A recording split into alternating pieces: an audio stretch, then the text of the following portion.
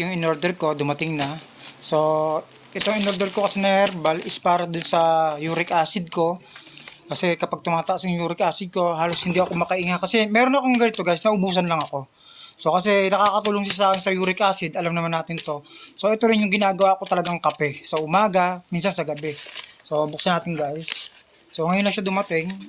Tingnan natin kung legit. So, sa mga dialysis patient, hindi ko pinopromote to na tikman nyo o ano ha. Ano lang kasi, kumbaga, nakatulong ka sa akin to.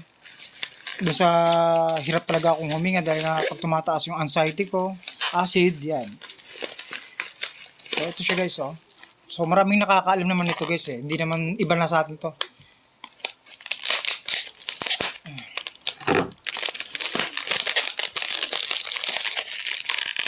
Okay, ang hirap nito hindi ang hirap.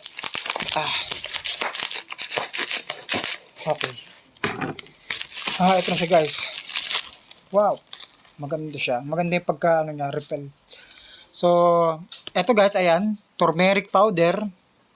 So, ang kagandahan kasi nito guys, marami siyang benefit. Which is yung unang nag-take ako nito guys, ito, naitapon ko na kasi yung ganito ko eh. Yung unang nag-take ako nito guys, ginawa ko siyang kape, which is gumanda yung pagtulog ko, gumanda yung pakiramdam ko, bumaba yung uric acid ko. Yun nga lang, kapag sosobra ka, kailangan huwag kang sosobra kasi pwedeng bumaba rin dito yung high blood mo. Sobrang pagbaba, which is hindi na sa tama. So, ang kaganda nito sa uric acid lang po talaga. Kapag mataas yung uric acid, nakakatulong rin po siya sa toxin kung hahaluan mo siya ng sambong at balunggay. So, ito yung tinitik ko guys kapag matutulog ako or sa umaga, kape. Yan. Kamuhin natin guys. So, nakasil pa siya guys. Oh. Talagang legit. Legit yung napagkunan natin. Kasi yung unang nakuha ko nito guys, ilang araw yata bago dumating? 4 days, ganun. So, nagbukas ako konti. Ang bango niya guys. Tikman nga natin. Namiss ko tuloy yung lasa nito. Kasi dito sa amin guys, bibihira lang yung may ganito. Kumbaga, hindi pa siya powder. Totally. Hindi ko malalasahan dito yung lasang luya. Alam niyo kung bakit?